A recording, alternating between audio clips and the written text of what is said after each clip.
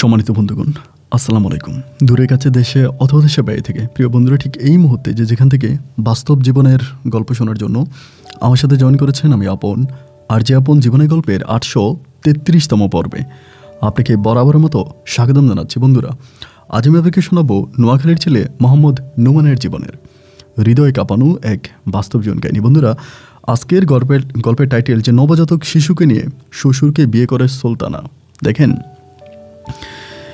বাবা মার যখন বয়স হয়ে যায় এবং যে কোনো মানুষের যখন বয়স হয় তখন তারা বাচ্চার মতো হয়ে যায়, এবং বাচ্চার মতো হইলে অনেক বাবা মা আছে তখন তারা নিজেদেরকে বাচ্চা মানতে পারে না। বাবা মার যখন বয়স হয়, সন্তান যখন প্রাপ্তবয়স্ক হয়, তখন বাবা মায়ের উচিত সন্তানের কথা শোনা। যেমন করেই ছোটোবেলায় সন্তানরা বাবা মায়ের কথা শুনে, ঠিক তেমনি বাবা মায়ের যখন বয়স হয়ে যায় তখন তাদের উচিত তাদের প্রাপ্তবয়স্ক সন্তানের কথা শোনা। এটা অনেক বাবা মা করে না। অনেক বাবা মা মনে করে বয়স হয়েছে তো কী হয়েছে, আমি বাবা আমি মা, সন্তানকে বিন্দু পরিমাণের মূল্যায়ন করতে চায় না, এবং তাদের যা ইচ্ছা তারা তাই কিছু করে বেড়ায়। এজন্যই আমাদের পরিবারগুলোতে বেশিরভাগ ক্ষেত্রে এমন কিছু ঘটনা ঘটে যায় যেটা গল্প আর সিনেমাকেও হার মানিয়ে দেয়। বন্ধুরা, নোয়াখালীর ভাই নোমানের জীবনের গল্পটা এমন একটা গল্প, পুরোটা গল্প শোনার পরে আপনি তাজ্জব হয়ে যাবেন। আপনি নিজেকে নিজে বিশ্বাস করতে পারবেন না যে আমাদের এই সমাজে মানুষরূপে অমানুষগুলো শয়তানের চেয়েও আরও কত শয়তানি করে বেড়াচ্ছে। আশা করব শুরু থেকে শেষ পর্যন্ত আপনি আমার সাথেই থাকবেন, এবং গল্প শেষে নোমান ভাইকে ঠিক আপনার মতো করে একটা মন্তব্য কমেন্ট বক্সে লিখবেন। ধন্যবাদ সবাইকে। সম্মানিত বন্ধুগণ, আসসালামু আলাইকুম।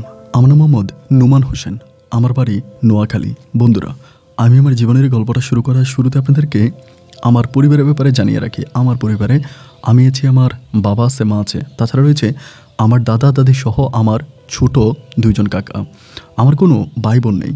নোয়াখালী শহর থেকে অনেক দূরে কোনো এক প্রত্যন্ত গ্রামে আমাদের পরিবারটা ছিল এক নিম্ন মধ্যবিত্ত পরিবার।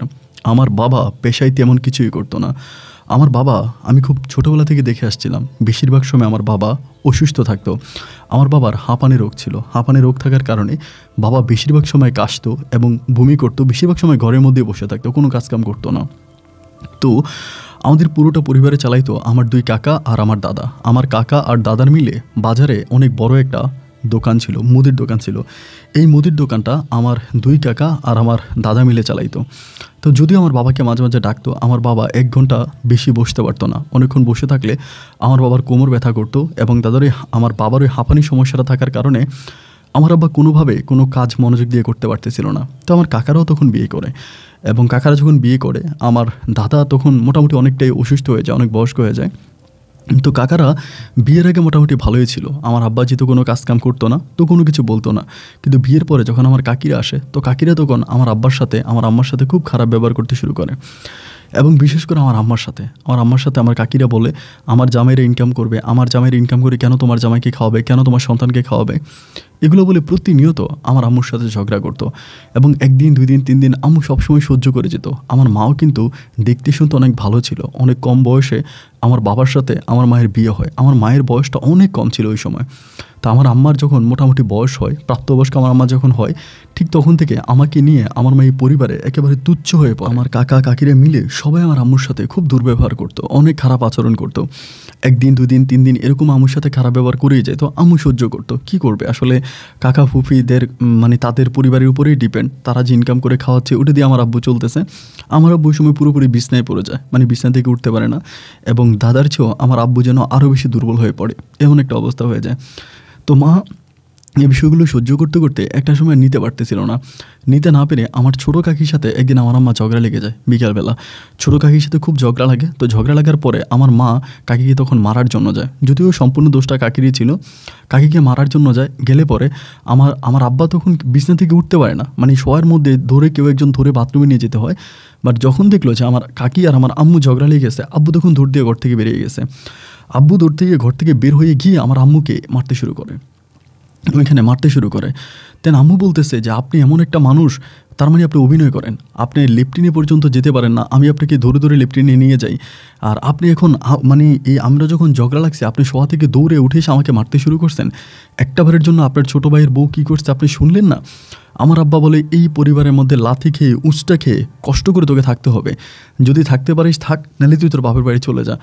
আমার মা তখন বারবার বলতেছে, আপনি না বিছানা থেকে উঠতে পারেন না, আপনি না অসুস্থ মানুষ, আপনি কী করে উঠে এইভাবে দৌড় দিলেন, কীভাবে পারলেন? আমাকে মারার জন্য বুঝি আল্লাহ আপনার গায়ে শক্তি দিয়ে দিল। আমার আব্বা অনেক মারে আমার মাকে, এবং মারার পর আমার আব্বা আবার বিছনায় গিয়ে শুয়ে পড়ে। সেদিন রাতে আমার মা আর আব্বার সাথে ঘুমায় না, আমার সাথে রাতের বেলায় ঘুমায়, এবং আমার সাথে আমার মা খুব কান্নাকাটি করে, সারাটা রাত আমাকে জড়ায় ধরে কাঁদে। সকালবেলা যখন ফজরা আজান দেয়, ফজরা আজান দিলে পরে আমার আম্মা তখন ব্যাগপত্র রেডি করে। তো আমার বয়স তখন প্রায় 7 থেকে 8 বছরের মতো, আমি মোটামুটি অনেক কিছুই বুঝি। আম্মুরে তখন বলতেছে, আম্মু তুমি ব্যাগপত্র রেডি করতেছো কেন? আম্মু বলে, আমি তোর সাথে তোকে নিয়ে চলে যাবো, আমি এই পরিবারে থাকবো না।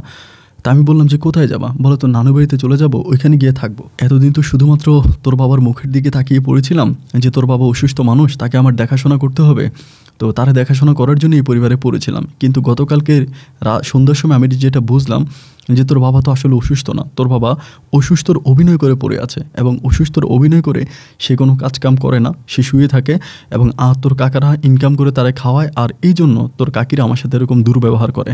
তা না হলে দেখ তোর বাবা খাট থেকে উঠতে পারে না, তাকে ধরে আমার লিফটিনে নেওয়া লাগতো, অথচ এই মানুষটা দৌড় দিয়ে উঠে গিয়ে আমাকে এইভাবে মারলো, তাকে কয়েকজন মানুষ ধরে রাখতে পারে না, কোনো মানুষ তাকে আটকে রাখতে পারে না, সে সবাইকে ধাক্কা টাক্কা দিয়ে গিয়ে আমাকে এভাবে মারলো।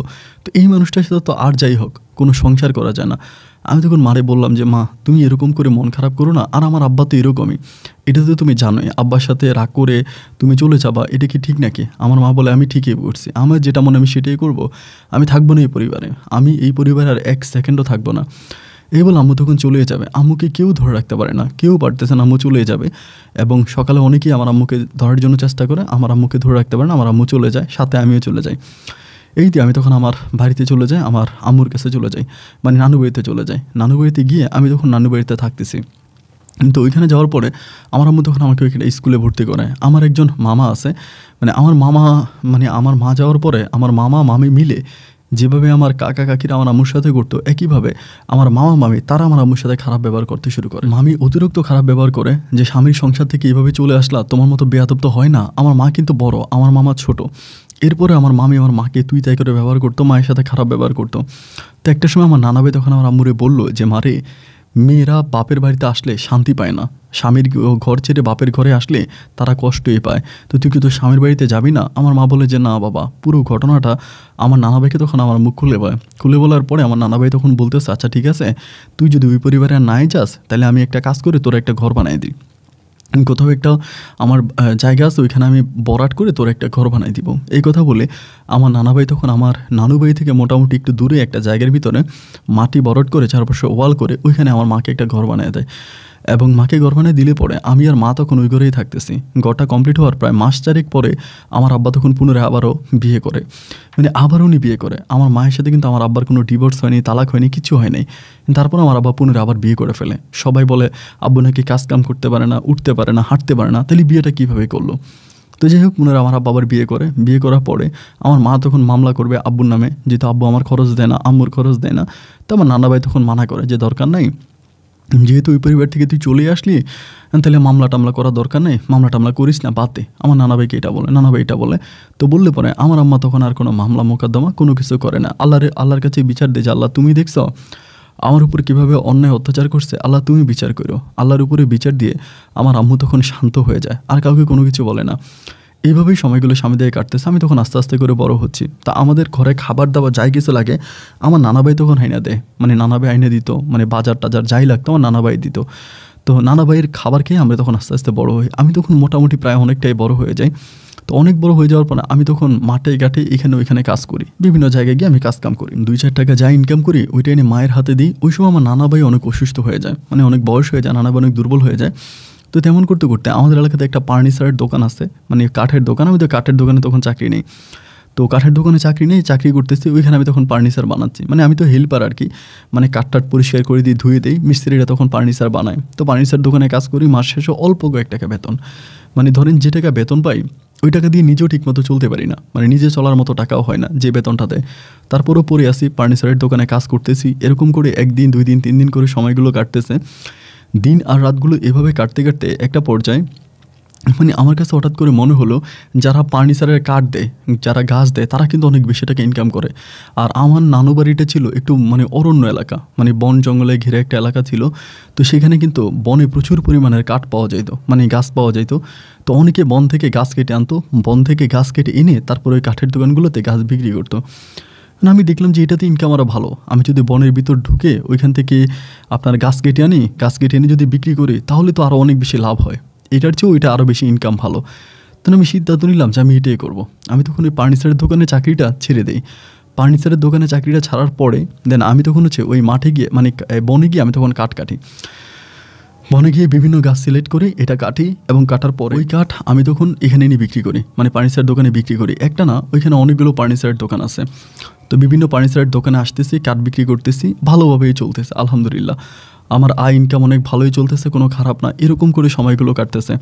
কাটতে কাটতে একটা পর্যায়ে আমার ওই কাঠ কাটতে গিয়ে মুক্তার কাকা নামের একটা, মানে মুক্তার মামা নামের একটা লোকের সাথে, আমি মামাও বলতাম কাকাও বলতাম, কারণ উনি আমাদের ব্লাডের কোনো কিছু ছিল না, দূরের একটা লোক ছিল।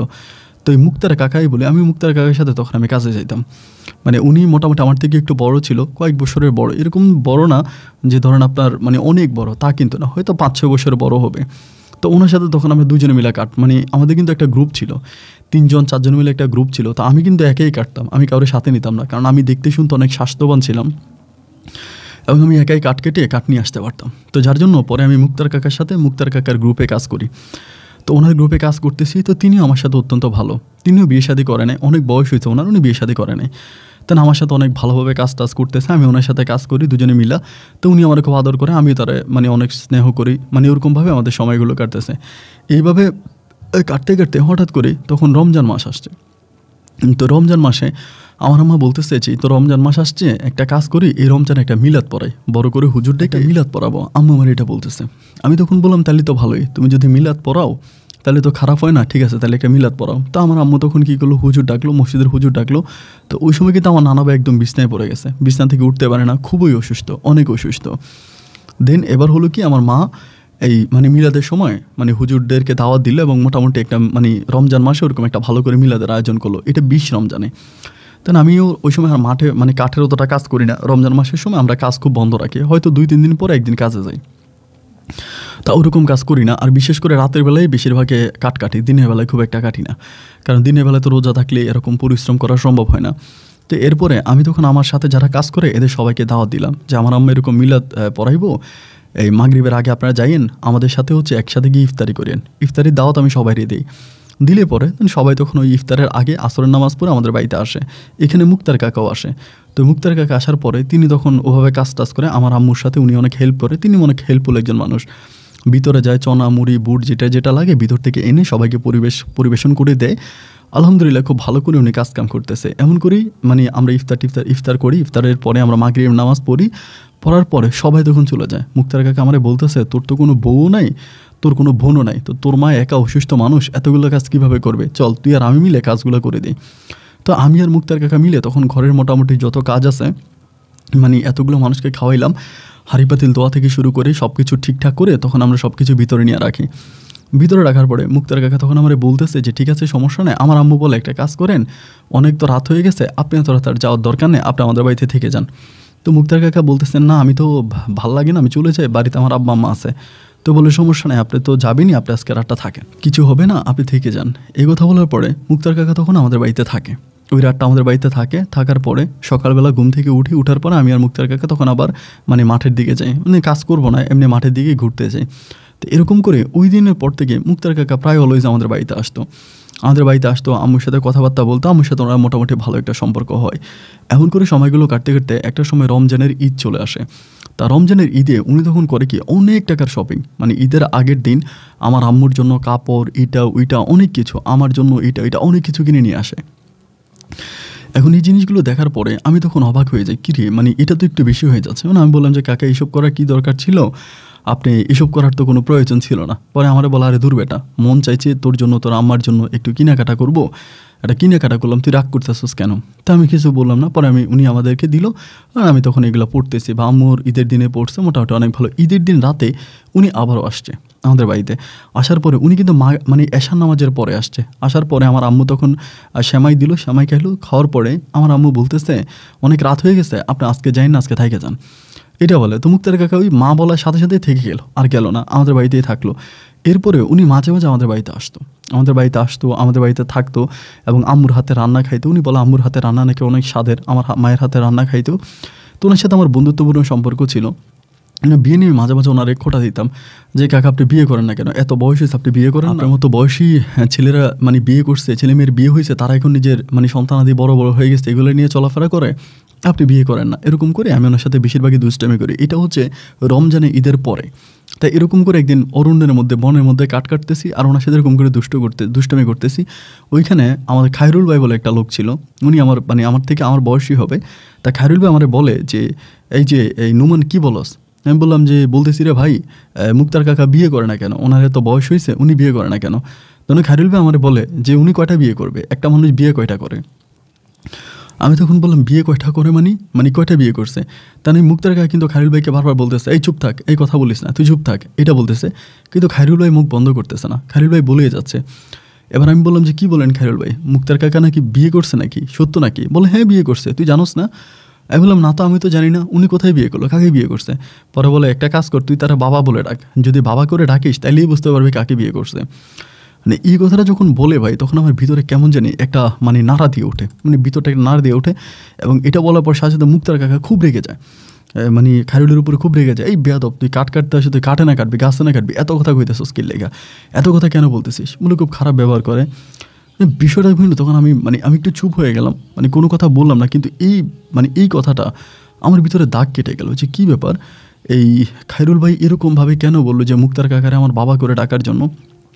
যাই হোক, ওই দিন কাজ করলাম, কাজ টাজ করে সন্ধ্যার পরে বাড়িতে আসার পরে আমার ভিতর তখন এই প্রশ্নগুলো জাগতেছে যে রমজানে উনি আমাদের বাড়িতে আসলো, আমাদের বাড়িতে থেকে গেল, এরপরে ঈদের আগে উনি কেন এত শপিং করে আমার মাকে দিল, এবং এরপর থেকে উনি প্রায় প্রতিটা রাতে আমাদের বাড়িতে আসতো এবং আমাদের বাড়িতে থাকতো।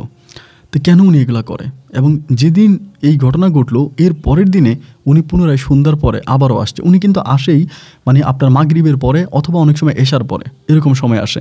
মানে যে সময় থেকে আমাদের বাড়ি থেকে ফেরা সম্ভব হয় না, কারণ আমাদের বাড়ির রাস্তাঘাটগুলো খুব একটা ভালো না, গ্রামের রাস্তা তো অন্ধকার বেশিরভাগ। আর ওই সময় প্রচুর মানে রাস্তার মধ্যে পানি থাকতো, ওই যে জমি সেচ দিত, এটা ওইটা করতো, পানি থাকতো। তা পানি থাকার কারণে তো উনি যেতে পারতো না। তো উনি তখন এমন একটা সময় আসার পরে আমার বাড়িতে থাকে। তো ওই দিন রাতে যখন আসছে, পরে আমার তো সন্দেহ লাগলো, উনি তো আমার সাথেই ঘুমায়, একসাথেই ঘুমাই আমরা, কিন্তু আমি তো ঘুমাই পড়ে, সকালবেলা দেখি উনি আমার সাথেই আছে। তো সেদিন রাতে মনে হয় পাহাড় দিতে শুরু করে যে আসলে মূলত ঘটনা কি, উনি মানে আমার ওই খায়রুল ভাই কথাটা কেন বললো, এই কথাটা বলার কারণটা কি, এটা মনে করে আমি তখন তারা পাহারা দিই। উনি আর আমি যদিও একসাথে ঘুমাই, বাট আমি সজাগ থাকি যে কী করে, উনি কোনো কিছু করে কি না বা ঘটনা কি, আমি এটা দেখার জন্য তখন আমি সজাগ থাকি। এরকম করতে করতে প্রায় উনি আমার দিকে তাকায়, বারবার আমার দিকে তাকায়, তাকানোর পরে উনি আস্তে করে উঠে যায়। উনি যখন উঠে যায় তখন আমি বুঝতে পারি উনি দরজা খুলে বেরিয়ে গেছে। এবং বেরিয়ে আমি তখন ওনার পিছন পাহারা দিই। উনি সোজা গিয়ে আমার আম্মুর রুমে ঢুকে গেছে। আমার আম্মুর রুমে ঢুকছে, জিনিসটা দেখতে পাওয়ার পরে ভাই আমার এত পরিমাণের কষ্ট হয়, আমি ওই কষ্টের বর্ণনা কাউকে বুঝাইতে পারবো না। আমার কলিজাটা তখন ছিঁড়ে যায় যে এটা আমি কী দেখলাম, এইটা আমি দেখলামটা কি, এটা কীভাবে সম্ভব? উনি আমার এত কাছের একজন মানুষ হয়ে উনি এই কাজটা কীভাবে করতে পারলো? ভিতরটা তখন ভাই ফেটে যাচ্ছিল কষ্টে, কাউরে বলতে পারি না, সহ্য করতে পারি, অনেক কষ্ট পাইলাম। কষ্ট পাওয়ার পরে আমি তখন ভাবলাম যে ঠিক আছে, উনি যখন চলেই গেছে, উনি যখন গেছে তাহলে যাক, দেখা যাক কী হয়। আমি কিন্তু কোনো কিছু বলতেছি না। একদম ফজরের আজানের আগে আমি কিন্তু ঘুমাইলাম না, আমি খাটের উপরে বসে আছি। ফজরের আজানের আগেই উনি তখন আমার মায়ের ঘর থেকে বেরিয়ে এসে উনি যখন বেরিয়েলো, আমি তখনও বুঝতে পারছি, আমি তখন ঘুমের ভাঙ ধরে আছি। উনি এসে আমার পাশে শুইলো। শোয়ার পরে আমি ওনার আর কোনো কিছু বুঝতে দিই না, আমিও ঘুমাই আছি, উনিও ঘুমাই আছে। সকালবেলা উঠা উনি আমার বলতেছে যে এই নুমান চল কাজে যাই। আমি বললাম আমি কাজে যাব না। উনি বলছে কেন, কাজে যাবি না কেন? হ্যাঁ আমার ভালো লাগতেছে না, আপনি যান। পরে উনি সকালবেলা উঠে কেন কাজে চলে গেল। যাওয়ার পরে তখন 10টার দিকে আমার আম্মু, 9টা 10টার দিকে আমার আম্মু তখন গোসল করতেছে।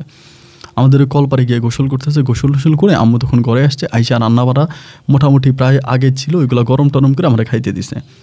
তাহলে আমি হঠাৎ করে বলতেছি আম্মু আমি খাবো না। তো আমার বলে কেন খাবি না কেন, কী হয়েছে? আমি বললাম না আমি খাবো না, আমার খিদা নাই, ইচ্ছা করতেছে না। আমার মা বলে এটা কোনো কথা, তোর খিদা নাই কেন, খিদা থাকবে না কেন, কী হয়েছে তুই খা। বললাম মা আমি খাবো না। তো বলে কেন খাবি না কেন? আমি বললাম যে কীভাবে খাবো বলো, কালকে রাতে আল্লাহ আমাকে যা দেখাইছে ওইটা দেখার আগে তো আমার মরণ হয়ে যাওয়া দরকার ছিল মা। আল্লাহ আমাকে এটা কেন দেখাইলো, আমি তো এটা দেখতে চাই নাই, এমন দৃশ্য আল্লাহ আমাকে কেন দেখালো? আমার মা তখন বলতেছে তুই কেমন দৃশ্য দেখছিস, কি দেখছিস, এরকমটা কেন করতেছিস? আমি বললাম মাগো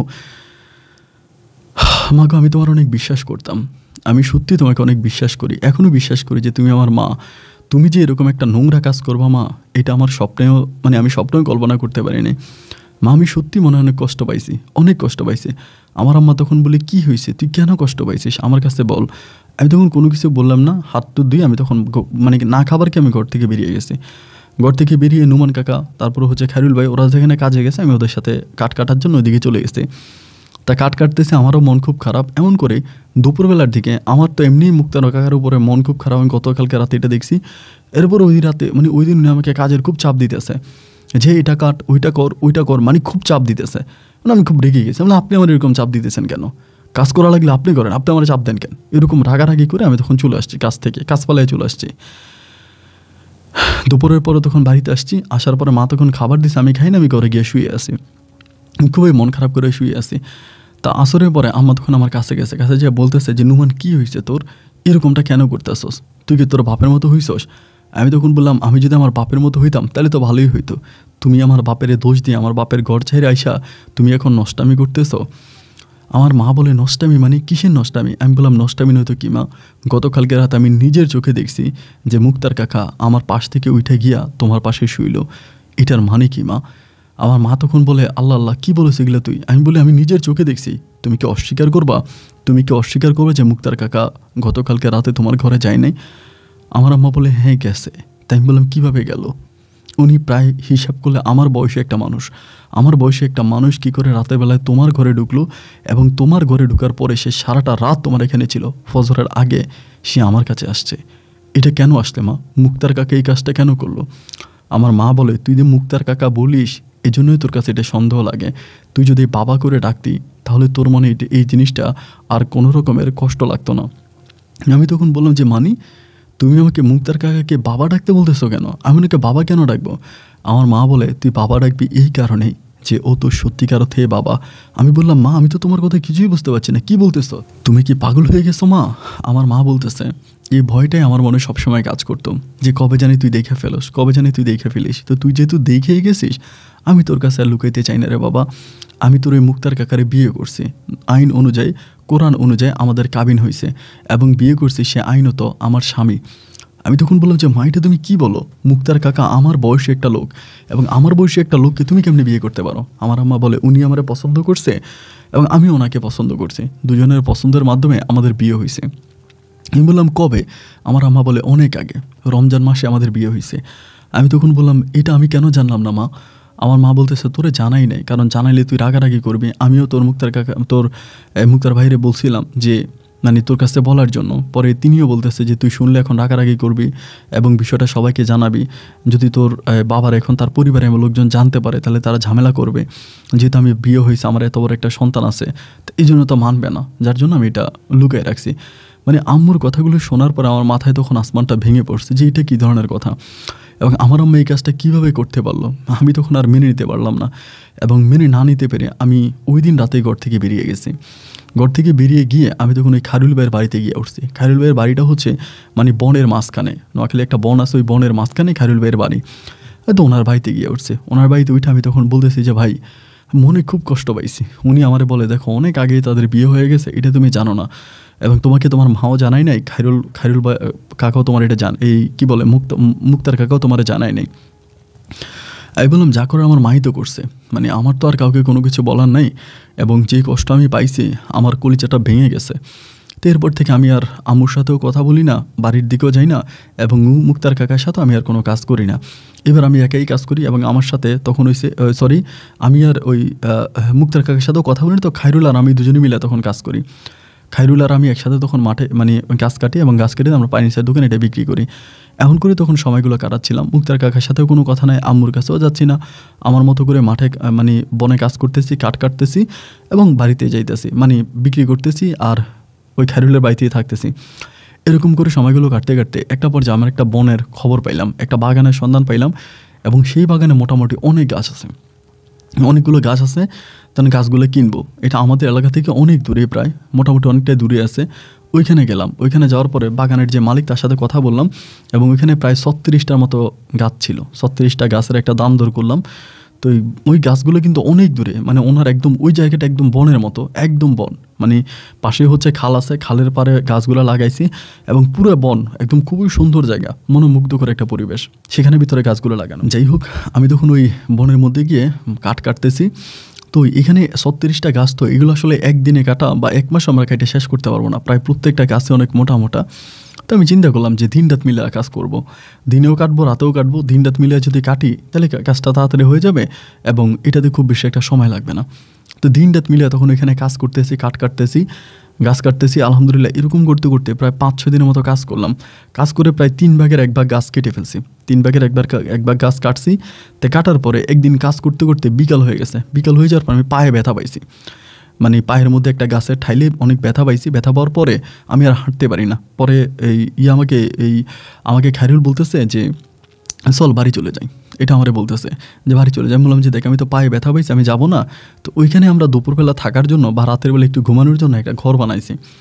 আপনার ওই যে মানে শাল পাতা টাতা দিয়ে প্লাস্টিক দিয়ে একটা ঘর বানাইছি। ওই ঘরে আমরা মাঝে মাঝে গিয়ে রেস্ট করি বা রাতের বেলায় সারা রাত তো আর কাজ হয় না, হয়তো রাত 2টা-3টা পর্যন্ত কাজ করে অন্তত কয়েক ঘন্টা তো ঘুমাইতে হয়। ওই কয়েক ঘন্টা ঘুমানোর জন্য তখন ওই ঘরটার মধ্যে গিয়ে আমরা ঘুমাইতাম।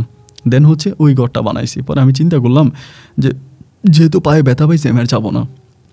আমি এই খাইরুলকে বললাম যে খাইরুল, আমি আর যাবো না, আমি এখানে ঘুমাবো, তোরা চলে যা। পরে আমার বলে তুই কি একা একা থাকতে পারবি? আমি বললাম পারবো না কেন, না পারার কি আছে, অবশ্যই পারবো। এই কথা বলে আমি তখন খাইরুলকে বিদায় করে দিলাম। করে আমি তখন রাতের বেলায় ঘুমাইলাম। তো ঘুমাইছি পরে, মানে আমি জাস্ট ঘুমাইছি, ঘুমানোর পরে হঠাৎ করে ভাই মানে আমার মানে আমি তো ঘুমের মধ্যে আছি, বাট আমার কাছে মনে হলো আমি যেন কেমন একটা দারুণ একটা গন্ধ পাইলাম, মানে খুবই দারুণ একটা সুগন্ধি, মনে হলো অনেক দামি একটা সুগন্ধি এরকম আমার নাকের মধ্যে লাগলো। লাগার পরে কী রে, এত মানে দারুণ একটা সুগন্ধি এই বনের মধ্যে, এই ঘরের ভিতরে তো পাওয়ার কথা না। পরে মানে মনে হলো আমার মুখের উপর দিয়ে একটা সাদা কাপড়ের আঁচল মনে হয়ে চলে গেছে, একটা আঁচল মনে হয়ে চলে গেছে এবং মানে বুঝতে পারলাম না যে কী রে, বিষয়টা কী। ওখান থেকে তখন উঠছি, মানে ঘুমটাও ভাঙলো। তখন উঠলাম, উঠার পরে আমি তখন ওই যে বনের ভিতর, তো বনের ভিতরে তো বুঝেন এমনি প্রচুর শব্দ শোনা যায় বাইরে থেকে, অনেক বন্য প্রাণীরা ডাকে, একটু ভয়ঙ্কর মনে হয়। তো সব কিছু মিলে আমি তখন আস্তে আস্তে করে কাঠের দরজা ছিল, কাঠের দরজাটারে খুললাম।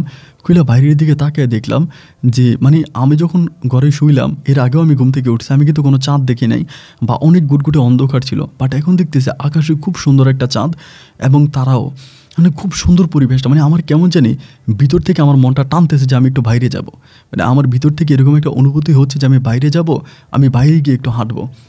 তাই এই অনুভূতিটা আমার কেন জাগতেছে আমি কিন্তু এটা বুঝতেছি না, বাট মনের ভিতরে জাগতেছে যে একটু বাইরে যাব, একটু বাইরে গিয়ে আমি বনের মধ্যে হাঁটবো।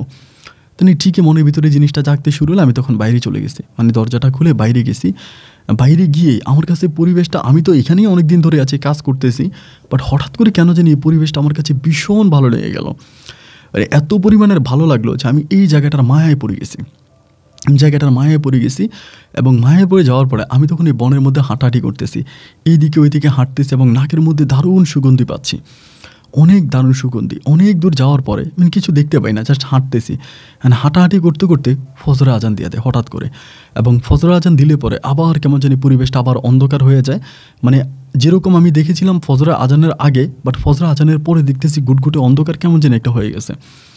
তখন আমি অনেক দূরে চলে আসছি, মানে আমি আবার আমার ওই যে আমি যে আবার ইয়েতে যাব, আমার ওই বাগানে যাবো, আমি আর বাগান চিনতেছি না, আমি অন্য একটা বাগানে চলে আসছি, মানে সম্পূর্ণ অন্য একটা বাগান। তারপর সকালবেলা মানুষ তখন ঘুম থেকে উঠতেছে, মাঠে ঘাটে কাজ করার জন্য লোকেরা আসতেছে। তাহলে আমি কিছু মানুষকে জিজ্ঞেস করলাম যে বাইরে আমি অমুকের বাগানে আসছি, এখন অমুকের বাগানটা কোথায়? পরে আমারে বলতেছে আপনি অমুকের বাগানে আসছেন, এটা তো অনেক দূরে। আমি বললাম কী বলেন অনেক দূরে? বলে হ্যাঁ বাগান এটা তো অনেক দূরে, এটা তো খাল পাড় দিয়ে খালের ওই পারে। আমি বললাম কী রে, খালের ওই পারে যদি বাগান হয়ে থাকে তাহলে আমি খালের এই পারে আসলাম কিভাবে? আমার গায়ে তো কোনো পানিও নাই। গায়ে এক ফোঁটা পানিও নাই, এবং আমি কোনো খালও দেখলাম না। আমি কিন্তু কোনো খালও দেখি নাই এবং কোনো কিছুই দেখি নাই। আমি দেখলাম যে সুন্দর সরু রাস্তা এবং বাগানের মধ্যে দিয়ে আমি হাঁটছি। আমি যতক্ষণ হাঁটছি বাগানের মধ্যেই হাঁটছি, বাট আমি কোনো খালও দেখি নাই, বিলও দেখি নাই, কিন্তু সবাই বলতেছে অনেক দূরে। তাই আমি বললাম যে ভাই কীভাবে যাইতে হইব? পরে আমার বলে এখান দিয়ে আপনি সোজা যাবেন, গেলে পরে আপনি হচ্ছে খাল পাবেন, খাল পার হওয়ার পরে খালের ওই পারে দেখবেন যে বাগানটা। আল্লাহু আকবার। এবার আমি আল্লাহর নামের উপরে হাঁটতে শুরু করলাম। বাইরে হাঁটতেছি হাঁটতেছি হাঁটতেছি, মানুষের ঘর বাড়ি বাগান অনেক কিছু পড়তেছে, বাট এইগুলো আমি রাতের বেলায় কিছু দেখি নাই। প্রায় কেউ বিশ্বাস করবে কিনা জানি না, প্রায় 1 ঘন্টারও বেশি সময় ধরে আমি হাঁটি। 1 ঘন্টা হাঁটার পর আমার পা ব্যথা হয়ে যায়, পা ফুলে যায়। পরে মানুষের জিজ্ঞেস করে যে ভাই অমুকের বাগানটা কোন দিকে? বলে ভাই অনেক দূরে আছে, আপনি হাঁটেন।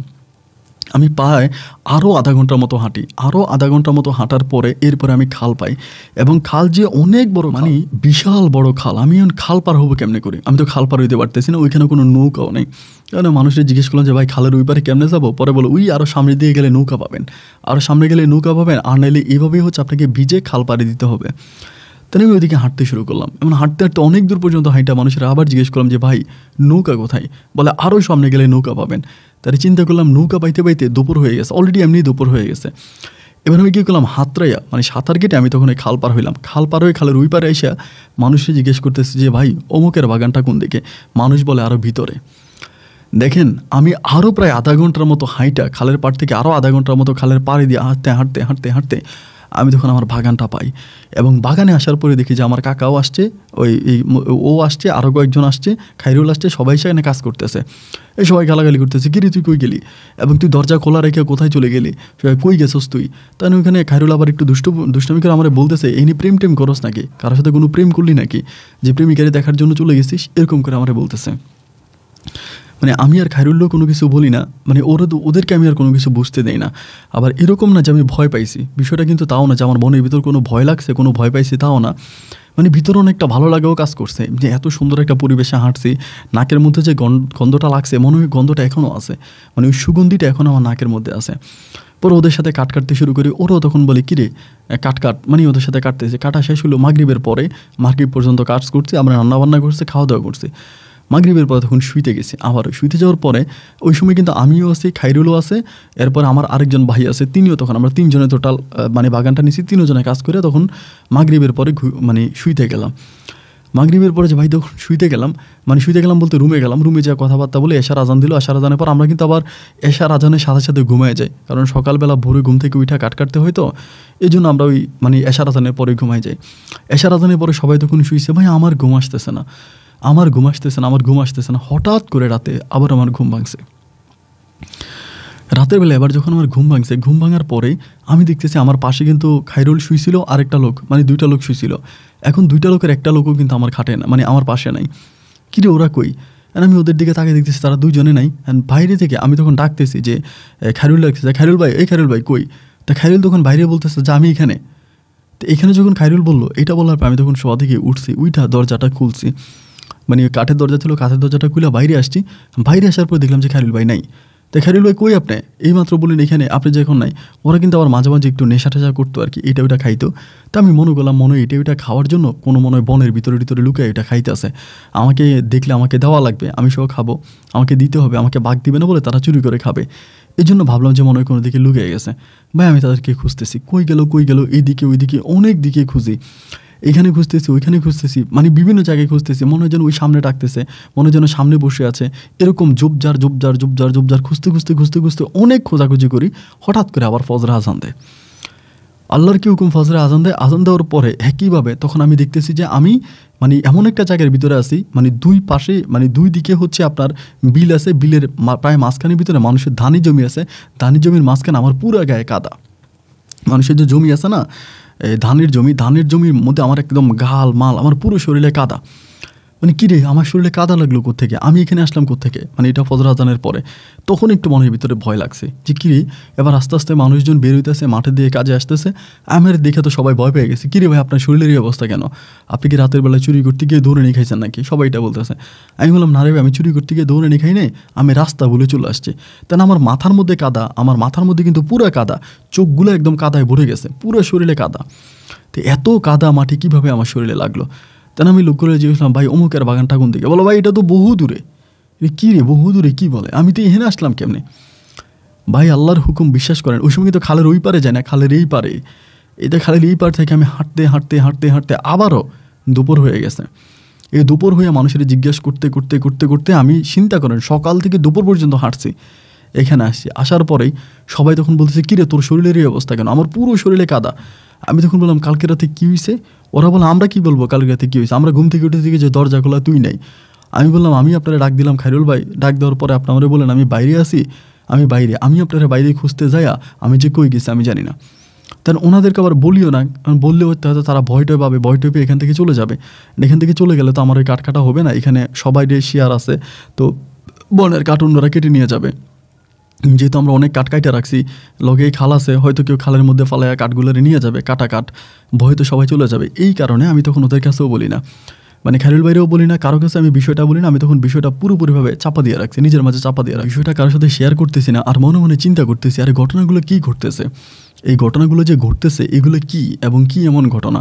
তাই যাই হোক, পরে আমি গোসল করলাম, গোসল করে খাবার খাইছি। এই খাবার খাওয়ার পরে ভাই আমার শরীর ব্যথা, আমার শরীর ব্যথা ব্যথা ব্যথা ব্যথা, এত যে ব্যথা আমি শরীর লাড়তে পারতেছি না। এবার আমার এই আপনার আসরের পরে আমার জ্বর আসছে, জ্বরে আমি পুরো শরীর পুড়ে যাচ্ছে। তারপরে খায়রুল ভাই আর বাকি যে ভাইটা আছে তারা বলতেছে যে, নুমান ভাই একটা কাজ করেন, আপনি চলে যান, আপনি বাড়িতে যান। আমি বললাম, জামু কার কাছে? মায়ের কাছে তো যাই না, মায়ের সাথে তো সম্পর্কই নেই, আর এছাড়া আমি কোথায় যাবো? আমার তো যাওয়ার কোনো জায়গা নেই।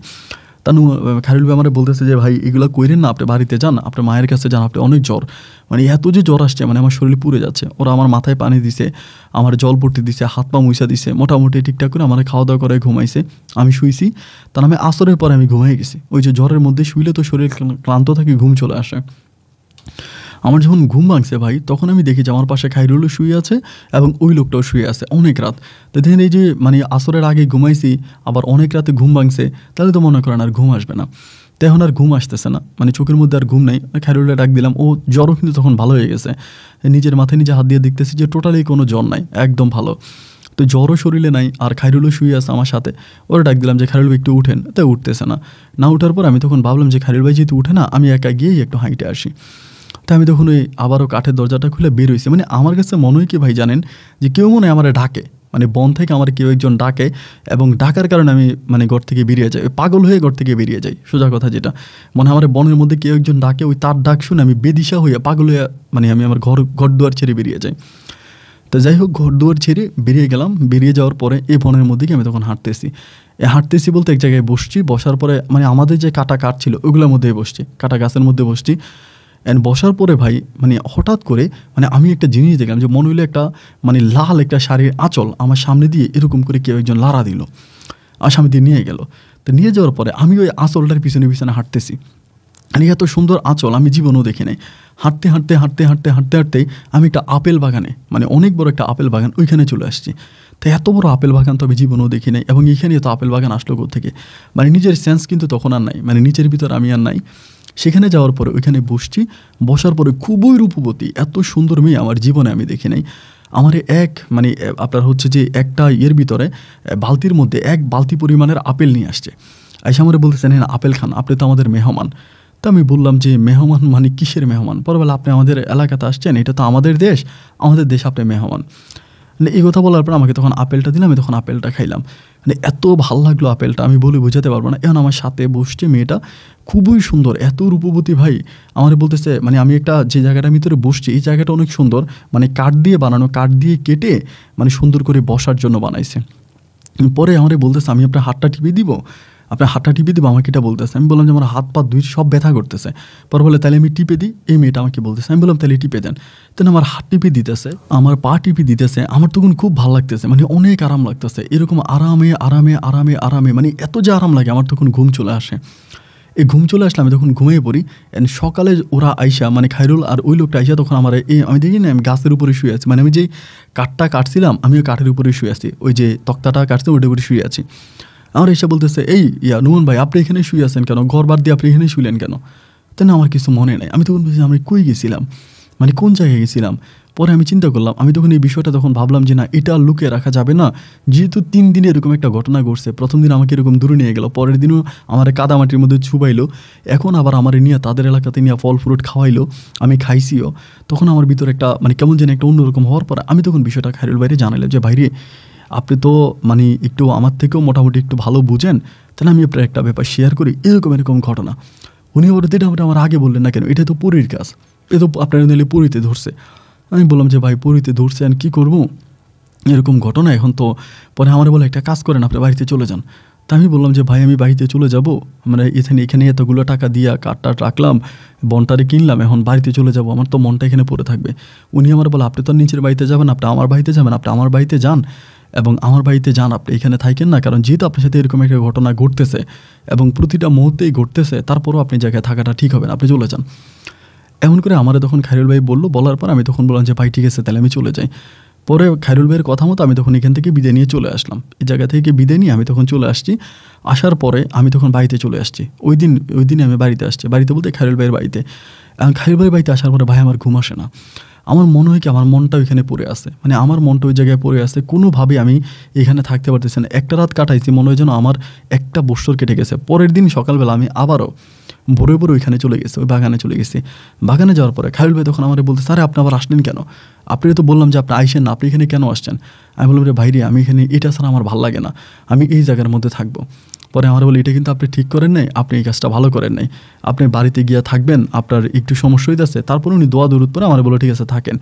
এবং ওই রাতের বেলাও একইভাবে আমাকে ডাকতেছে, বাইরে থেকে ডাকতেছে যে নুমান, ও নুমান, নুমান, এমনভাবে আমরা ডাকতেছি খুব সুন্দর মায়াবী কণ্ঠে। আমি তখন উঠার পরে আমি ওই কাউরে দেখি না, আমি ওই গাছটার উপরে গিয়ে বসি।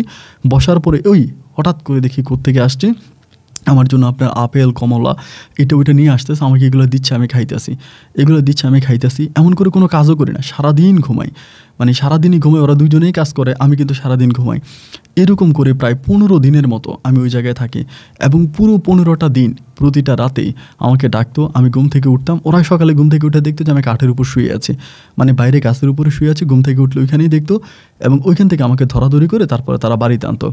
মানে আমি সবসময় ওইখানেই ওই গাছের উপরেই ঘুমাইতাম কিন্তু ঘরে আমাকে ডাইকে নিলে আমি গাছের উপরে বসতাম। এরপর আমাকে বিভিন্ন ফল ফ্রুট দিত, এটা ওইটাতে আমি ওইগুলোই খাইতাম। আমি কিন্তু দিনে মানে কোনো রকমের খাবার ওদের সাথে খাইতাম না। এই যে ওরা রান্না বান্না করে, এত কিছু রান্না করে, আমারে সবসময় দিলে আমি খাইতাম না, ওইখানের মধ্যেই পড়ে আসি। এরকম করে 15 দিন পরে তাদের কাটা শেষ, তারা এখান থেকে চলে যাবে। আমারে বলতেছে, খায়রুল ভাই বলতেছে যে নুমান ভাই চলেন এখান থেকে চলে যাব। আমি বললাম ভাই আমি এখান থেকে যাবো না। উনি আমার বললো ভাই এটা কী বলেন, এখান থেকে যাবেন না, এখানে কি আপনি থাকবেন নাকি? আমি বললাম ভাই রে, এই জায়গা ছেড়ে আমি যাবো না, আমি এখানেই থাকবো। পরে আমার বলতেছে এটা কী ধরনের কথা আপনি বললেন যে আপনি এখানে থাকবেন, এটা কোনো কথা নাকি? এখানে কি থাকার জায়গা? আশেপাশে কোনো মানুষ নাই, কোনো বাড়িঘর নাই, আমরা এতদিন ছিলাম, এটাই তো সমস্যা। আপনার কী হয়েছে, আপনি প্রতি রাতে ওইখানে ঘুমাইতেন, আমার এইসব কথাবার্তা বলছেন। আমি বললাম ভাই আপনারা চলে যান, আমি যাবো না। আমি আর ওনার সাথে আমার তো খুব নেওয়ার চেষ্টা করলো, বাট আমি গেলাম না, তারাই তখন একাই চলে গেছে। ওইখানে গেল এবং আমি তখন ওইখানে ঘরের মধ্যে ঘুমাইতেছি। এবার প্রতি সন্ধ্যা রাতে আমার কাছে চলে আসতো ভাই, একদম আমি জানি না কি বিশ্বাস করবে কি করবে না, একদম মানুষের মতো। এক একদিন আমি বলতাম যে তুমি এই কাপড় পরে এসো, ওই কাপড় পরে এসো, মানে আমার চাহিদাটা যেরকম ছিল আমার চাহিদা মতো কাপড়ও পরে আসতো। আমি যেমন করে সাজতে চাইতাম, মানে আমার মনটা যেমন করে তাকে চাইতো, সেটি এমনভাবে আমার সামনে আসতো। আমাদের মাঝে কোনো খারাপ সম্পর্ক কিছু হইতো না, কিন্তু আমার পাশে বসে আমাকে বিভিন্ন ধরনের ফল ফ্রুট, এরকম ফল আমি জীবনেও খাই নাই এবং আমি এরকম ফল কখনো চোখেও দেখি নাই, এই ধরনের ফল আমার মুখে দিত, আমি খাইতাম, আমার ভীষণ ভালো লাগতো। মানে আলহামদুলিল্লাহ এত ভালো লাগতো যে বলে বোঝাতে পারবো না। তো এই ফল ফ্রুটগুলো খাইতাম, খাইয়া তার সাথে এরকমভাবে পড়ে আসি। আমার তখন গোসল নাই, কিছু নাই, ওই এখানে দিত, খাইতাম, দিনের বেলা ঘুমাইতাম, রাতের বেলা এখানে।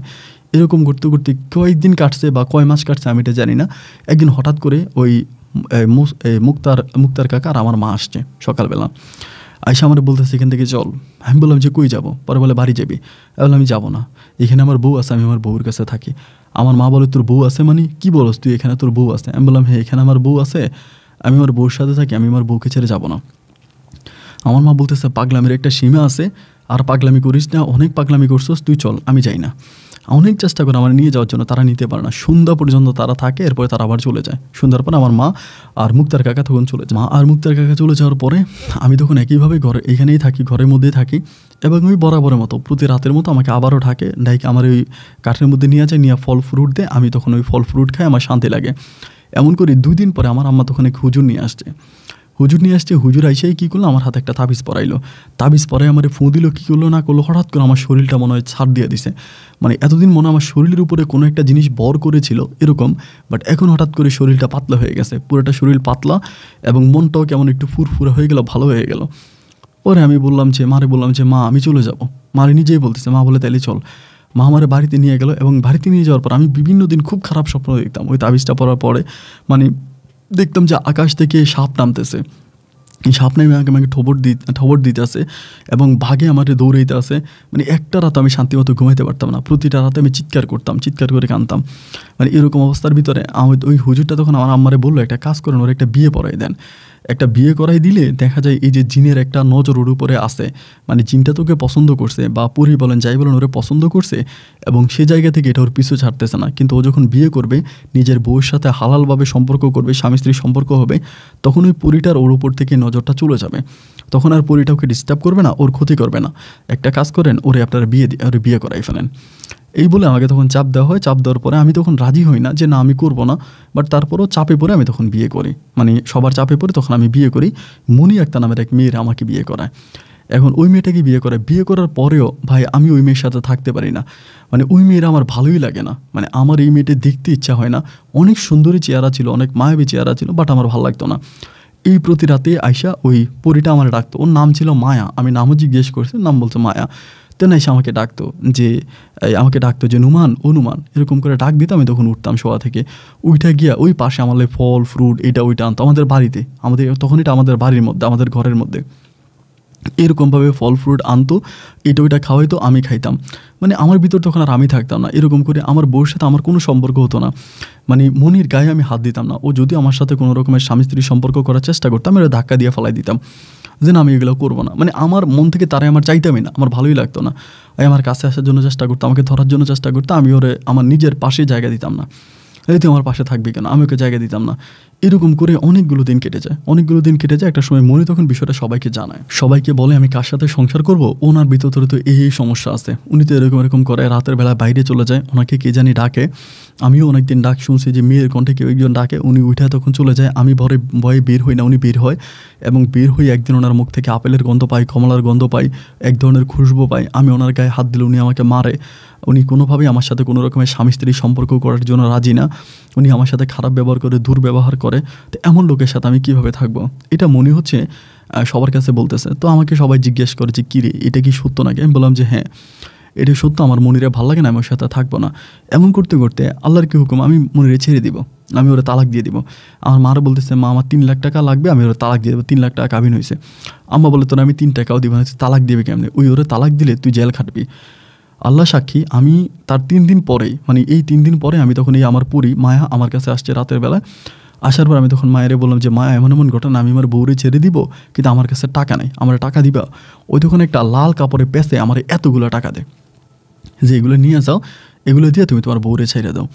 তাহলে আমি বললাম যে এতগুলো টাকা, মানে অনেকগুলো টাকা। আমি তখন এই টাকাগুলো নিয়ে সকালে শুইছি, মানে রাত্রে যাই শুইছি। সকালবেলা আমি ঘুম থেকে উঠে আমার মারে ডাক দিছি, বাবারে ডাক দিছি। বাবা বলতে যে মুক্তারকে ওনারা ডাক দিলাম। বাড়ির আরও 10 দিন আগে আমি তোর মুখের উপরে তালাক দিয়ে দিলাম, যে তোর আমি তালাক দিলাম, কত টাকা ওই সময় উসুল দিছি এটা দেখার দরকার না, এইলো তুই 3 লাখ টাকা লো। আমার আম্মা তো টাকা দেখে অবাক, একদম 1000 টাকা নোট সব বান্ডিল করা, খুব সুন্দর টাকা, চকচকা টাকা। কিনা আম্মা বললো এই টাকা তুই আনলি কোত্থেকে, এই টাকা তোর কে দিল, এই টাকার কেউ কোত্থেকে আসছে? আমি আম্মুরে বলতেছি না, আমি কাউরে বলি। আমি বলি টাকা আমার যে দিছে, আমি টাকা পাইছি, আমি টাকা দিয়ে দিব। এই বলে আমি তখন কী করলাম, টাকাটা আমার আম্মুরে ওই যে মনিরে দিয়ে দিলাম, মুখের উপরে 3 তালাক দিয়ে দিছি। এখন 3 তালাক দিয়ে দেওয়ার পরে হুজুর তখন বলে যেটা তালাক হয়ে গেছে, মনি কিন্তু আর ওর সাথে থাকতে পারবে না। একইভাবে মনি তখন এই 3 লাখ টাকা নিয়ে আমার পরিবার থেকে চলে গেছে। এইবার মনি চলে যাওয়ার পরে প্রায় প্রতিটা রাতেই আমার এই ঘটনা ঘটতো। প্রতিটা রাতে আমি ঘুমাইতাম, আমার আয়সা ডাকতো, নুমান বলে ডাকতো। আমি উঠতাম, ও আমার সাথে থাকতো, আমারে গোসল করাইতো, আমার লোকমা ধরে খাওয়াইতো। আমি যেটা খাইতে চাইতাম, কোরমা পোলাও যা বলতাম, আমার এই না খাওয়াইতো, আমি খাইতাম। আমার ভাই এত ভালো লাগতো। এরকম করতে করতে আমি অনেক সুখ হয়ে যাই, মানে এত পরিমাণের অসুস্থ হয়ে যায়। আমার পুরো শরীর তখন একদম পুরো চুষে যায়, মানে শরীরটা একেবারে শুকিয়ে যায়, আমার চোখ টোক ঘরতে ঢুকে যায়, আমি মরার মতো অবস্থা হয়ে যায়। আমার আম্মা তখন টেনশনে পড়ে যায় যে আল্লাহ কী করবো ওরে নিয়ে কী করবো। একসময় আমার আম্মা আপনার সীতাকুণ্ড একটা বৌদ্ধ কবিরাজের সন্ধান পায়, সীতাকুণ্ড মন্দিরে, ওখানে একজন বৌদ্ধ কবিরাজ আছে। ওই বৌদ্ধ কবিরাজের কাছে আমার আম্মা আমার নিয়ে যায় এবং নিয়ে গেলে পরে ওই কবিরাজ আমার দেখে বলতেছে, হাই হাই ছেলেটা তো নাই, ওর তো সব চুষে ফেলছে, ওর ভিতরে কিছুই নাই। এবং আমাকে তখন আবার হাতে পায়ে তাবিজ পরাইয়া কোমরের মধ্যে তাবিজ পরায় এক রাত আমার ওইখানে রাখে। ওই বৌদ্ধ মন্দিরে আমাকে এক রাত রাখে, আমি মন্দিরে থাকি। অ্যান্ড পরের দিন আমাকে আম্মা নিয়ে আসে, এবং নিয়ে আসার পরে আমার এই ধরনের সমস্যাটা আর হয় না। এই ধরনের সমস্যাটা আর হয় না। আমি আর এগুলো স্বপ্নেও দেখি না, বা আমার কেউ ডাকেও না, আমি মোটামুটি ঠিক হই। কিন্তু আমার মারে, প্রচুর মারে। ধরেন আমি চাইতেছি, মনে কেউ যেন আমার পিছন থেকে ধাক্কা দিছে, আমি পড়ে আমার মুখ টুক ফুলাই ফেলতাম। অথবা গোসল করতেছি, আমার এমন করে ঠাস করে থাপড় মারতো পিঠের মধ্যে, মানে থাপ্পড় যে মারতো আমার পিঠের মধ্যে 5টা আঙ্গুল বসে থাকতো। এই জিনিসগুলো আমাকে করতো, মারতো, গায়ে হাত তুলতো প্রচুর পরিমাণের। মানে এমন একটা অবস্থা যে আমি ধরেন আপনার ভালো মানুষের সবার সাথে হাঁটতেছি, ঠাস করে আমার গালে একটা থাপ্পড় মেরে গেছে। এবং থাপ্পড় যখন মারে আমার এই গালের 5টা আঙ্গুল তখন বসে থাকে না। আমি দেখাই যে দেখেন আমার এই মাত্র থাপ্পড়টা মেরে গেছে। সবাই তখন বলে, কি বললি, তে আমাদের সাথেই আসোস। এমন করতে করতে আম্মু তখন ভাবলো যে আমার বিদেশ পাঠাই দিবে। বলতেছে এইভাবে দেশে থাকলে দিনে দিনে আমি খারাপ হয়ে যাচ্ছি, এবং আমার উপরে ওই জিনটা খারাপভাবে আমার উপরে আক্রোশ করতেছে, এইভাবে তো থাকা যাবে না, আম্মু আমাকে বিদেশ পাঠাবে। তো বিদেশ পাঠানোর জন্য রে ভাই যত জায়গায় লাইন দেয়, সৌদি আরবে লাইন দিল, টাকা জমা দিলাম, সব কিছু হইলো, কিন্তু এখান থেকে আমার ভিসা হইলো না। আমরা যারা আমাদের মানে এলাকার যারা জমা দিছে সবার ভিসা হয়েছে, কিন্তু আমার ভিসা হয় না। এরপরে আমার মা আবারও দুবাই লাইন দিল, দুবাইয়ের মধ্যে টাকা পয়সা জমা দিছে ওইখানে ভিসা করার জন্য, দুবাই আমার ভিসা হয় না। মানে যত জায়গার ভিতরে টাকা জমা দিই কোথাও আমার ভিসা হয় না, কোথাও ভিসা হয় না। এইভাবে প্রায় 6-7 মাসের মতো কেটে গেছে, কোনো জায়গায় আমার ভিসা লাগাইতে পারে না। আমার আম্মু তখন পুনরায় আমার নিয়ে আবার ওই বৌদ্ধ কবিরাজের কাছে গেছে, যে বলতেছে যে দেখেন এই ঘটনা, এখন তো কোনোভাবেই তো আমি যেই জায়গায় ওরে ভিসাটা দিই, মানে টাকাটা দিই, কোনো জায়গায় তো ওর ভিসাটা লাগাইতে পারি না। তখন উনি কী করে, একটা তাবিজ দেয় আমার মারে, একটা তাবিজ দিয়ে বলতেছে যে এই তাবিজটা 3 দিন যাবৎ আপনার ও যে ঘরে ঘুমায়, যে খাটের নিচে ঘুমায়, ওই খাটের নিচে গর্ত করে 3 দিন পর্যন্ত তাবিজটা ওখানে রাখবেন, এবং 3 দিন পরে সেখান থেকে তাবিজটা উঠাবেন, উঠিয়ে সোনা আর রূপার পানি দিয়ে তাবিজটা ধুইবেন, পরিষ্কার করবেন, করে যখন এরপরে কোথাও টাকা আর পাসপোর্ট জমা দিবেন, ওই সময় তাবিজটা আর এই তাবিজটার মধ্যে টাকাটা আর পাসপোর্টটা দিবেন, মানে ছোঁয়াবেন আর কি, লাগাবেন। এই টাকাটা পাসপোর্টটা তাবিজটার মধ্যে লাগাইয়া এরপরে টাকাটা জমা দিবেন, দেখবেন ভিসা হবে। বুধু ওই কবিরাজটা এটা বলার পরে আমার আম্মা একইভাবে তখন করলো কি, ওই কবিরাজের কথা মতো তখন এই তাবিজটা ওইখানে ছোঁয়াইলো। 3 দিন ধরে আমি যে খাটে ঘুমাইতাম খাটের নিচে রাখলো। 3 দিন পরে একইভাবে আম্মু তখন করলো কি, ওই টাকাটা জমা দিল, আমাদের এলাকার এক লোকের কাছে জমা দিল, তখন মালয়েশিয়ার জন্য জমা দিছে, অ্যান্ড আমার মালয়েশিয়া তখন ভিসা হয়ে গেছে। এতদিন পর্যন্ত কোনো ভিসা হয় না, মানে যত জায়গায় টাকা দেয়, যতই কিছু করে, কোনো ভিসা হয় না। বাট এবার মালয়েশিয়ার ভিসা লেগে গেছে, মালয়েশিয়ার ভিসা লাগার পরে আমার আম্মা বলতেছে মালয়েশিয়া আমাকে পাঠাই দিবে। তানু হুজুরে মানে বৌদ্ধ কবিরাজের কাছে গেছে, কবিরাজ আমার পানি পড়া, তাবিজ পড়া, এটা ওইটা সব কিছু দিল, ঠিক হলো। আমি তখন আলহামদুলিল্লাহ সব কিছু নিয়ে মালয়েশিয়া চলে গেলাম। মালয়েশিয়া থাকতেছি, মালয়েশিয়া আয় উন্নতি করতেছি। আমার কিন্তু আর বাড়ির কথা মনে নাই। এবং মালয়েশিয়া যাওয়ার পরে ভাই এই যে আপনার ওই মায়াপুরী বা মায়ার কোনো রকমের স্মৃতি আর আমার মাঝে নাই। ও আর আমার কাছে আসেও না, বা আমি ওর কোনো কিছু দেখিও না। আমি আমার মতো করে খুব ভালো আছি, মালয়েশিয়ার মাটিতে টাকা পয়সা ইনকাম করতেছি। আল্লাহ রহমতে, আল্লাহ তাআলার দোয়ায় আমি অনেক সুস্থ ভালোভাবে আছি, এভাবেই কাজ করতেছি। এমন করে আমি প্রায় মালয়েশিয়াতে 3টা বছরের মতো কাটাই দিই। মালয়েশিয়া 3 বছরের মতো থাকি, কামাই রুজি করে, আয় উন্নতি করে, ভালোই কাটতেছে। 3 বছর পরে আমার আম্মা তখন চাপ দিতে আসে যে বাড়িতে তোর বিয়ে করাবো। ওই সময় কিন্তু ভাই আমি যে কোম্পানিতে চাকরিতে গেছিলাম, ওই কোম্পানির লোকগুলোর জন্য আমি একটা আপনার দোকান খুলি, একটা ভ্রাম্যমান মানে ছোট একটা দোকান খুলি। ওই দোকানে আমার প্রচুর বেচা কিনা, কারণ এই কোম্পানিতে প্রায় 300-400-র মতো লোক থাকতো। তো এই 300-400 লোক সবাই আমার দোকান থেকে সিগারেট, বিড়ি, তারপরে পান, সুপারি, এইগুলো আমার দোকান থেকে কিনতো। বাঙালি তো সবাই বাঙালি ছিল, আমার এখান থেকে কিনতো। বাঙালি, ইন্ডিয়ান, পাকিস্তানি সবাই আমার এখান থেকে কেনাকাটা করতো। মানে আমার কথা হচ্ছে, আমি আবার আমার মালিককে বেতনও দিতাম, আমার যে কফিল ছিল ওরে আমি টাকাও দিতাম। আমি বাইরের লোক ছিলাম, এই লোক এখানে এসে কাজ করতাম আর কি। পরে আমার চিন্তা ভাবনা হচ্ছে, আমি যদি ধরেন এখন ছুটিতে বাড়িতে যাই, তাহলে আমার দোকানটা বন্ধ করে দিতে হবে। আর এই দোকানটা আজকে বন্ধ করা মাত্রই কালকে আরেকজনের দোকানটা খুলে দিবে। এবং আমি থাকা অবস্থা অনেকে দোকান খোলার জন্য চেষ্টা করে, আমি দেই না, যে না এখানে আমি ব্যবসা করি, তুই খুলবি কেন। আমি অন্য কারো কিন্তু দোকানটা খুলতে দেই না। এখন আমি যদি আজকে বাংলাদেশে চলে যাই, কালকেই কিন্তু কেউ না কেউ দোকান খুলে দিবে। আর যদি ভাই কেউ না কেউ দোকান খুলে দেয়, তাহলে তো আমার ইনকাম বন্ধ, আমি আর ওভাবে ইনকাম করতে পারবো না, আমার ইনকাম বন্ধ হয়ে যাবে।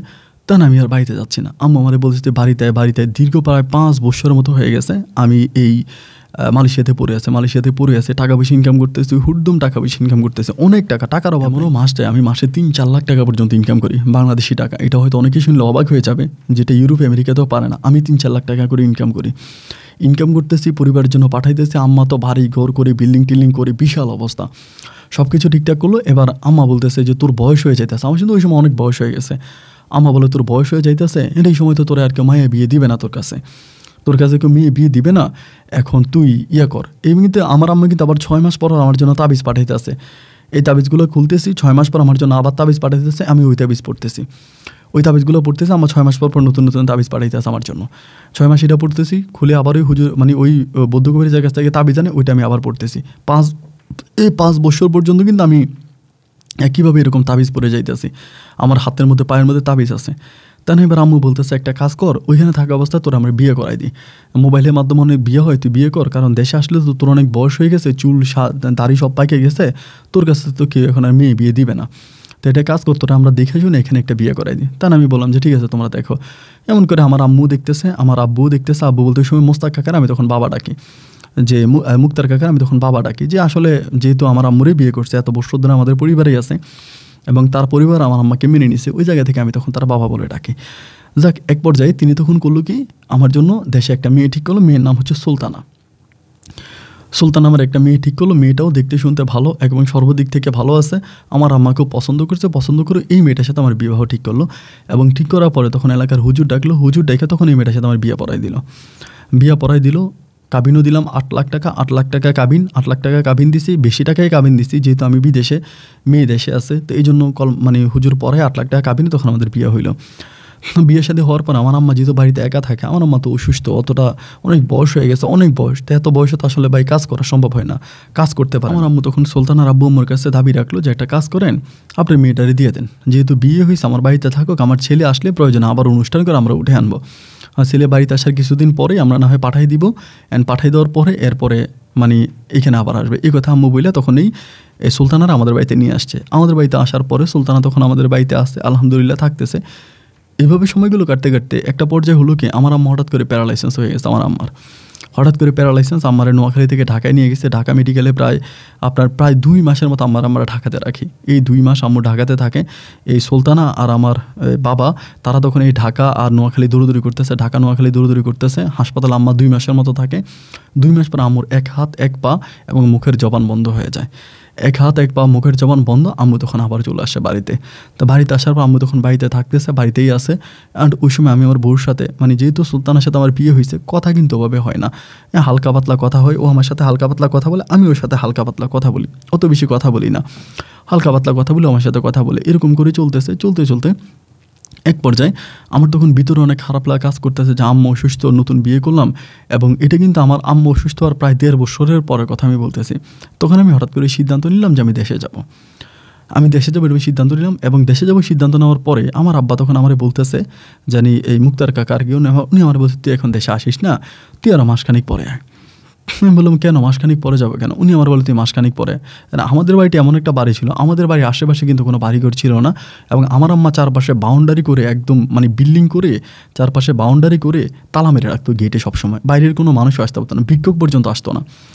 এবং কারেন্টের বিলের লোকেরাও আসতো না। কারেন্টের বিলের ওই মানে যে মিটারটা আমার আব্বা বাইরে দেয়, মানে মিটারটাও বাইরে করে যাতে সব লোক বাইরে থেকে বাড়ির ভিতরে কেউ ঢুকতে না পারে। এমন করতে দেন আমি তখন আমার আব্বার কথা শুনলাম না শুনে আমি তখন বাড়িতে চলে আসছি। ছুটিতে বাড়িতে আসছি। বাড়িতে আসার পরে বাড়িতে আইসা আমি তখন আমার বউ সুলতানা, তখন আমি যখন বাড়িতে আসছি সুলতানা তখন আমার বাড়িতেই, ও তখন আমার বাড়ি থেকে যায় নাই, আমার বাড়িতেই। তো কিরে আমার বাড়িতে ও গেল না, ও তো আমার আম্মু বলছে যে অনুষ্ঠান করে আনবে, পরে আমার সামনে আসলো না, ও পাশের রুমে লুকিয়ে ছিল। আমার আব্বা তখন আমারে বলতেছে যে একটা কাজ কর নুমান, তুই তো বাড়িতে আসছিস ভালো কথা, তুই কয়েকটা দিন কক্সবাজার থেকে ঘুরে আয় পোলাপাই নিয়ে। এনিওয়েজ আমি বিয়ের আয়োজনটা সব কিছু করি, তারপরে না হয় হবে। আমি বললাম কক্সবাজার যাবো কেন? মনের ভিতরে তখন সন্দেহ লাগলো যে একে তো বাংলাদেশে আসার সময় উনি আমার মানা করলো যে তুই দেশে আসিস না, এখন আবার বলতেছে তুই বিয়ে করে কক্সবাজার চলে যা, কক্সবাজার গিয়ে কয়েকদিন থাকে আয়, মানে কক্সবাজার যা। উনি আমাকে মূলত কেন বাড়িতে রাখতে চায় না, কেন ঘরে রাখতে চায় না, এই বিষয়টা তো ভাই আমি বুঝি না, কেন আমাকে বাড়িতে রাখতে চায় না। পরে ওনার উপরে সন্দেহ অনেক পরিমাণের কিন্তু আমার সন্দেহ হয়। সন্দেহ হওয়ার পর আমি কিছু বলি না বলে আমি তখন আস্তে আস্তে বললাম যে আচ্ছা ঠিক আছে আমি যাবো আর কি। পরের দিন আমি হঠাৎ করে আমার বউ, আমি তখন এই সুলতানারে দেখলাম। দেখার পরেই মানে সুলতানার পেট এত বড়, মানে দেখা মাত্র মনে হলো ওর পেটে বাচ্চা। পরে আমি গিয়ে, আমার মামা ছিল যেহেতু পার্শ্ববর্তী বাড়িতে আমার মামা থাকে, বিষয়টা তখন মামারে জানালাম যে মামা এই ঘটনা। তো আমার মামি তো মনে করেন, মামি তো এমনিতেও খারাপ, কোনো কথা শুনলে সেকেন্ডের ভিতরে এটা মানে ইন্টারনেটের মতো ছড়ায় দেয়। মামি তখন সেকেন্ডের ভিতরে সবাইকে জানাই দিল, আরে আস্তাগফিরুল্লাহ, ঘটনা তো এই এখন নুমানের বউর পেটে নাকি বাচ্চা থাকতো, তো নুমানের বাপ ঘরে আর তো কেউ থাকতো না। এখন এটা নিয়েই তখন এই কান 2 কান 3 কান হতে এইসব কথা তো আসলে ধামাচাপা থাকে না। মুহূর্তের মধ্যে ধরেন সবাই জেনে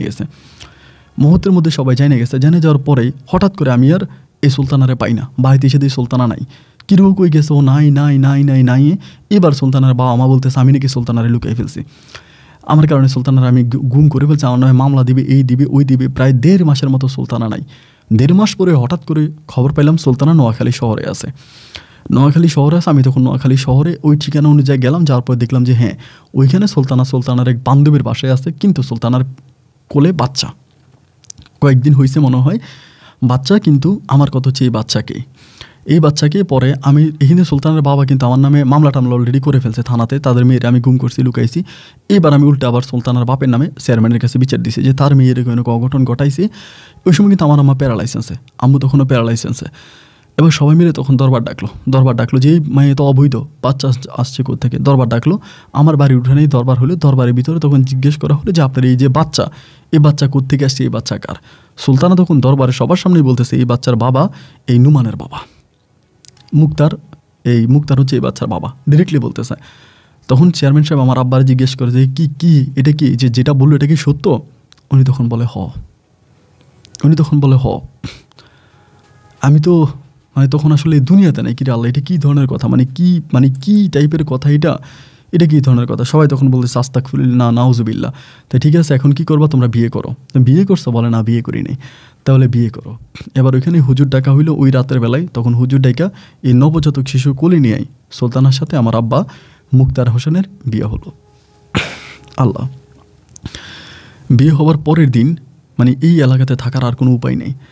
প্রচুর পরিমাণে মানুষ আমাকে অপমান অপদস্থ করতেছে, কিরে তোর বউ নাকি তোর বাবারে বিয়ে করে ফেলছে, তোর বউর ঘরে নাকি তোর বাবার সন্তান হয়েছে।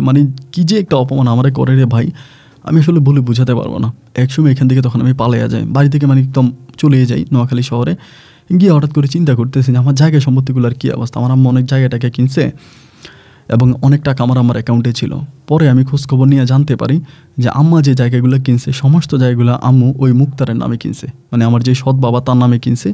এবং আমার আম্মার অ্যাকাউন্টে মাত্র 2 লাখ টাকার মতো হবে আছে, এবং বাকি আমি যত টাকা পাঠাইছি সব মুক্তারের অ্যাকাউন্টে। আমি চেয়ারম্যান, মেম্বার, থানা, পুলিশ কম করি নাই, কিন্তু কোনোভাবেই মুক্তারের কাছ থেকে আমি টাকা উদ্ধার করতে পারি নাই। আমার সব টাকা ও খাইয়ে গেল। প্রায় 1.5 মাসের মতো আমি আমার আম্মারে গালাগালি করে আম্মারে মারতে যাই। এই আম্মার সাথে এগুলো করতে অবস্থা আম্মু তখন মারা যায়। এবং মারা যাওয়ার পরে আমার মামা, আমার নানা, নানি সবাই মিলে তখন আমারে ধরছে যে আমি নাকি আমার মারে মাইরে ফেলছি। আমি আমার মায়ের গায়ে হাত তুলছি। হ্যাঁ, গায়ে হাত তুলছি বলতে ভাই যাইতাম কেন মুক্তারের অ্যাকাউন্টে টাকা দিয়ে দিল ওনার অ্যাকাউন্ট থেকে? আমি তো ওনার অ্যাকাউন্টে টাকা পেলো, উনি কেন মুক্তারের অ্যাকাউন্টে দিল, এবং উনি কেন মুক্তারের নামে জায়গা কিনলো? ওগুলো নিয়ে আমার খুব গালাগালি করতাম, সবসময় খারাপ ব্যবহার করতাম। ওই জায়গা থেকে আমার আম্মু মারা যায়।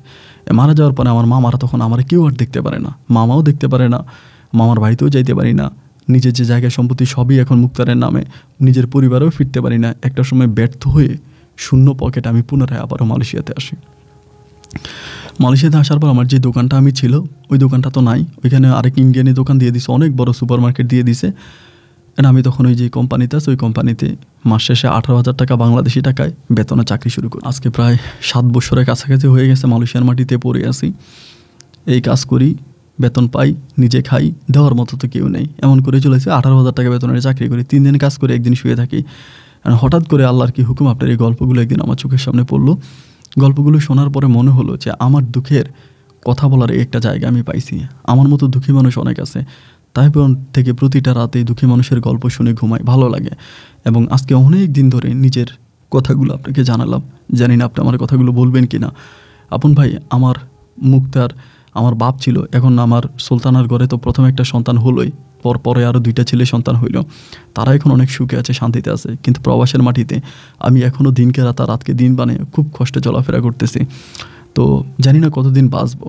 দোয়া করবেন আল্লাহ যেন তাড়াতাড়ি নিঃশ্বাসটা নিয়ে যায়, এবং যত তাড়াতাড়ি মরে যাই ততই হয়তো জাহান্নাম থেকে মুক্তি পাবো, জান্নাতে যেতে পারবো। ভালো থাকবেন ভাই, আসসালামু আলাইকুম।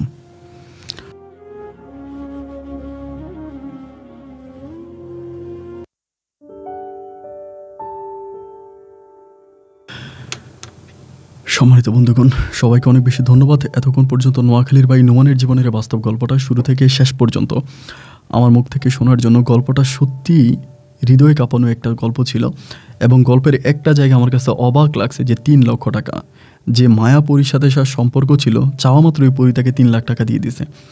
এবং মুক্তার ভাইয়ের সাথে পরে আমার কথা হইলো যে আপনি যখন তাবিজগুলো ইউজ করেন, তাবিজগুলো আপনার শরীরে আসে? বলেন না। তাই বললাম যে তাবিজ যেন ওই পরীকে আপনাকে ক্ষতি করে? বলেন না, ওই পরী আর আমার কাছে আসে না, আমার কাছেও আসে না, বা ওই পরী সম্বন্ধে আমি কিছু জানিও না। কিন্তু আমি চাই যে পরীটা আমার কাছে আবারও আসুক, এবং পরীটা যদি আমার কাছে আসে তাহলে ভাই আমার আর বিয়ের প্রয়োজন নেই, আমি ওই পরীর সাথে সারা জীবন থাকতে পারবো। কিন্তু পরীটা তো আর আমার কাছে আসে না, আমি এখন কোনো তাবিজও ইউজ করি না, আবার পরীটাও আসে না। যাই হোক, আল্লাহ তাআলাই ভালো জানে, একমাত্র রাব্বুল আলামিনে ভালো জানে কি হয়েছিল তার সাথে, কেন পরী হঠাৎ করে আসা বন্ধ করলো এবং কেন এসে তাকে এত উপকার করলো, তাকে 3 লাখ টাকা দিয়ে গেল। গল্পটা ভীষণ ভালো লেগেছে আমার, জানি না আপনাদের কাছে কেমন লেগেছে। কমেন্ট বক্সে অবশ্যই লিখবেন। গল্প সম্বন্ধে কোনো কিছু না বুঝে থাকলে সেটাও আমাকে লিখবেন, আমি রিপ্লাই করার জন্য চেষ্টা করব। হ্যাঁ, ভালো থাকবেন, সুস্থ থাকবেন, এই শুভকামনা। আজকের মতো এখানেই বিদায়, দেখা হবে অন্যদিন অন্য কারো বাস্তব জীবনের গল্প নিয়ে। আল্লাহ হাফেজ অ্যান্ড আসসালামু আলাইকুম।